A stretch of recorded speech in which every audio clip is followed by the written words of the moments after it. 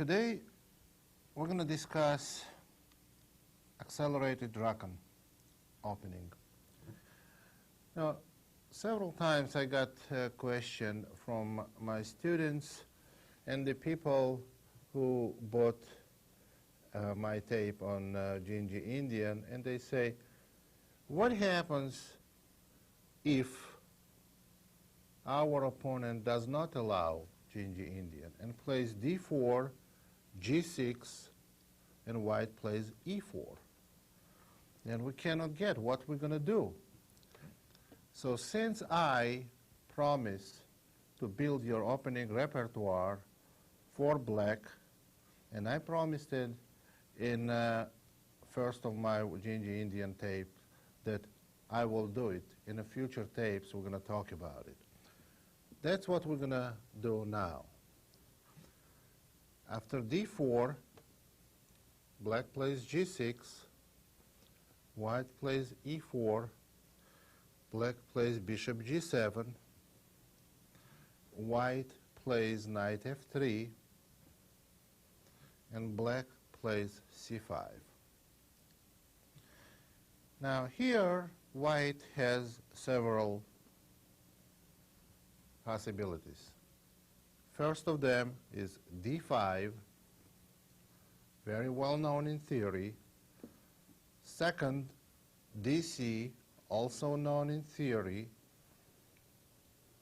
Third is c3, theoretical continuation.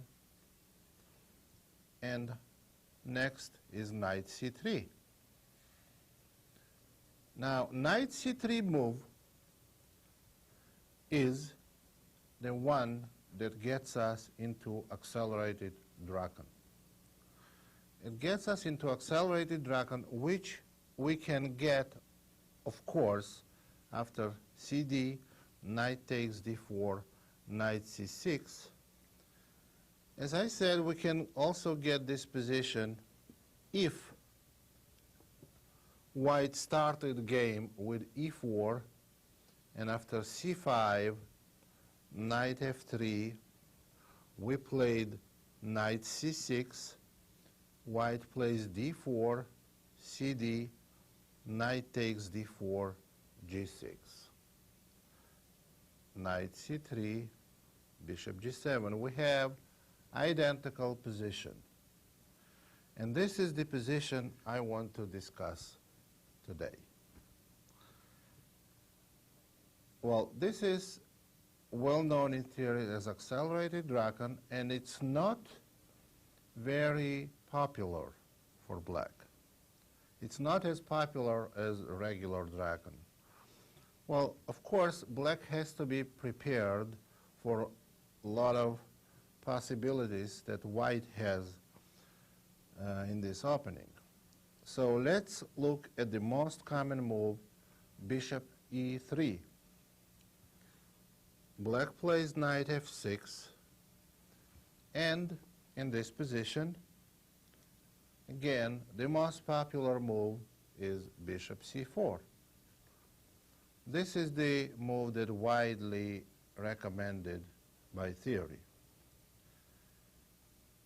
Well, the move I recommend here, and also obviously not my invention but very old, is queen a5. This is all very well-known theory. We cannot cover every part and every variation of this opening. I just make few suggestions, and I am going to tell you why I am disagree and where I disagree with theoretical and book evaluations. The main move after queen a5 is a castle for white. What is the idea of queen a5 move? If we don't play queen a5 now, then suppose black plays castle. This gives white an opportunity to play bishop b3 and later to play f3, queen d2, and castle queenside, which will give us a regular dragon position and Richter-Rauser variation. That variation is different opening, as I said. This is a dragon, and it's very well analyzed, and many games played on it and evaluated to white's favor. We are not discussing. We want something new and something different. Now, I recommend queen a5. Okay, queen a5. Now, if white still makes an attempt to castle castle queenside by playing f3, queen d2, and castle, it's not going to work. Because right now, black is threatening knight takes pawn. Here, if white plays f3, trying to castle queenside later, then after queen b4, black gets an excellent position. Queen b4, and now bishop b3, and now black has a combination which gives them big advantage. The combination is knight takes e4, knight takes c6, and black has to be very careful not to lose the game here. Bishop takes c3, check. Pawn takes on c3, queen takes on c3, check. And now, after king e2, it seems like black is in trouble. But it's not so. White is threatening pawn takes knight and also threatening bishop to d4. At this point, white has an extra piece. Let's see what happens. Black has an answer to this. dc is undermining one of white's threats. Now, pawn takes knight is obviously not good because of bishop g4 check. So white plays bishop to d4, attacking the queen, attacking rook, and knight is under attack too. But after e5 for black, we see that white gets lost endgame, because white takes queen and black takes with a check and a fork, and black is going to end up with 2 extra pawns in endgame. So this variation is not good. So black cannot play bishop d4, but then white has queen g1 move. It's a very interesting move, creating threat of a pawn takes knight and maintaining bishop d4 threat. Looks like black can easily play knight to f6, and after bishop d4, going to a5. Black has 2 extra pawns here, but white keep pressing after queen to e3. What can we do now? White is threatening bishop takes f6. Black cannot castle, as you can see, because queen takes to e7. And black's position is very dangerous. And rook e8, bishop takes f7. And in this position, black has a shocking answer, which practically wins the game. The answer is c5, attacking white's dark squared bishop. If white plays bishop takes f6, then black plays queen to a6 check. White has to move the king, and then black plays queen takes f6, and you can see that black is clearly winning. So what white should do instead, play bishop takes c5. And now threatening queen takes e7 mate, and still castling is not good, but here is another very powerful move. Black plays bishop to e6. White plays bishop takes to e6, and again black, after queen a6 check, gets nearly winning endgame. And next move, queen takes e6. You can check it for yourself. So all this variation is not good for white. This makes f3 move bad for white. What are the other options white has here?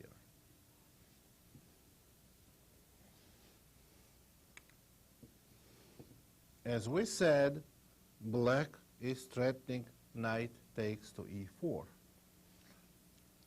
Only besides castle, which is the main move, and we're going to be discussing it widely, another option white has is a knight to b3. Attacking black's queen, black has to retreat, queen to c7. It's the best square. And now white castles short.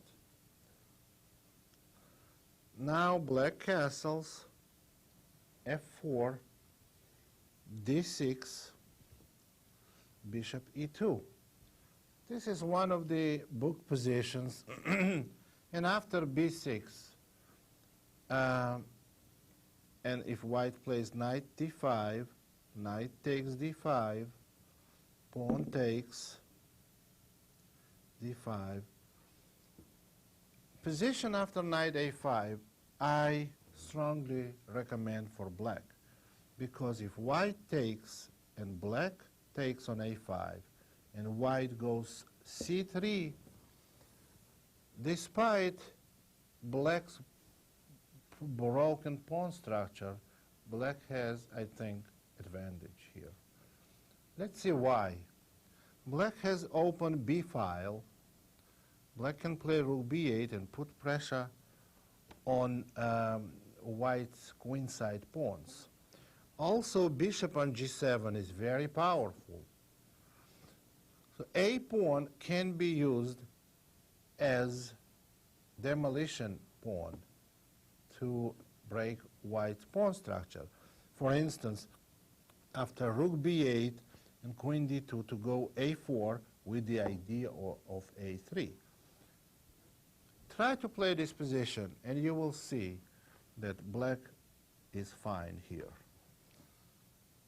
So besides knight b3,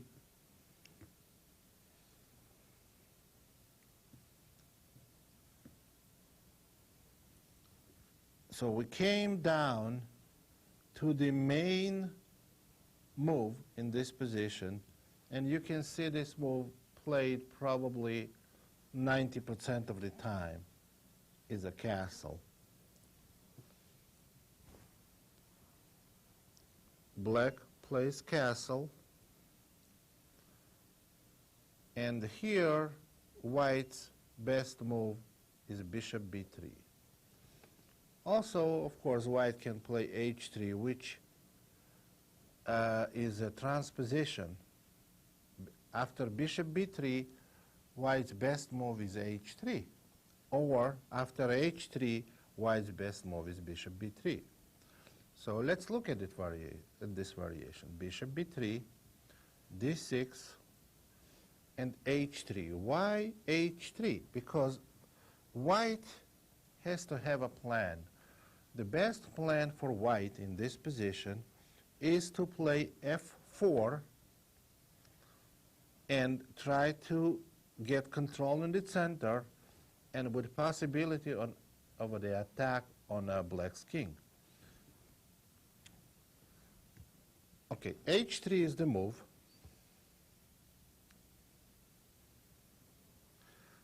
Black plays d6.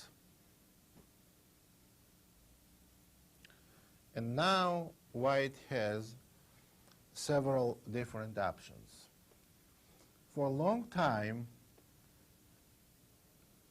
very popular move was rook e1.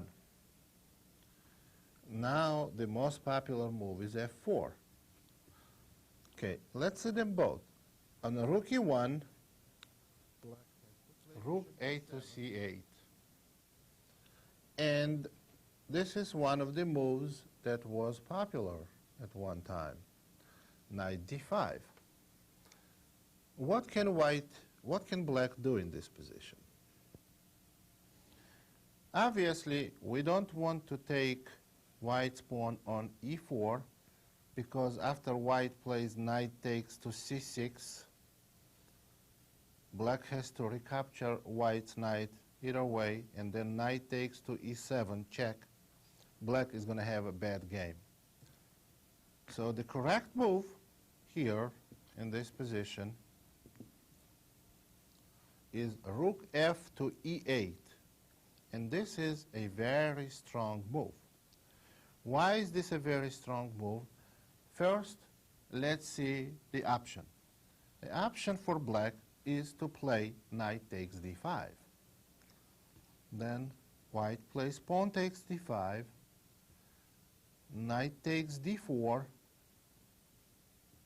bishop takes d4, and this position with this pawn structure where black has a weakness on e7 is rather unpleasant. So I don't recommend you this for black. I don't like it myself. So that's why we want to play in this position rook f to e8. Now this move attacks indirectly e4 pawn. Since we protect our e7 pawn, white's e4 pawn is attacked. So what can white do? They can either take the piece that attacks that pawn by playing knight takes f6, bishop takes f6, and here black has no problems because black has no weaknesses. The more pieces come off the board, the easier to play for black here because they have slight space disadvantage. And here white has no advantage at all. If white tries to keep the tension and play f3 protecting their pawn, then comes the shocking surprise for white. This position, first of all, the pawns on h3, f3 create some kind of weaknesses. It's not really recommended. And here, how can we capitalize on it? What black can do, black can get almost winning position after knight takes d5, pawn takes d5. Just a move ago, this wasn't good for black. Now it's almost winning for black. Knight takes to d4, bishop takes to d4. And now, surprising, queen takes to e1 check. Next few moves for white are almost forced. Queen takes to e1, bishop takes to d4 check, king h1, bishop takes to b2, rook to b1, bishop c3, queen e2, and after b5, we can evaluate this position. There is almost material equality. black has rook, bishop, and a pawn for a queen. Position should be evaluated as totally lost for white. Their bishop is completely out of game. The threat is if a5 and a4, trapping the bishop. Also, black can double on c-file after retreating the bishop to f6, and white has no plan, no play, and I should say no hope in this position. c2 pawn is weak, bishop f5 is a possibility, and also, as I mentioned before, a5, a4. Black is winning here. So that's why rook e1 is not the best move in this position.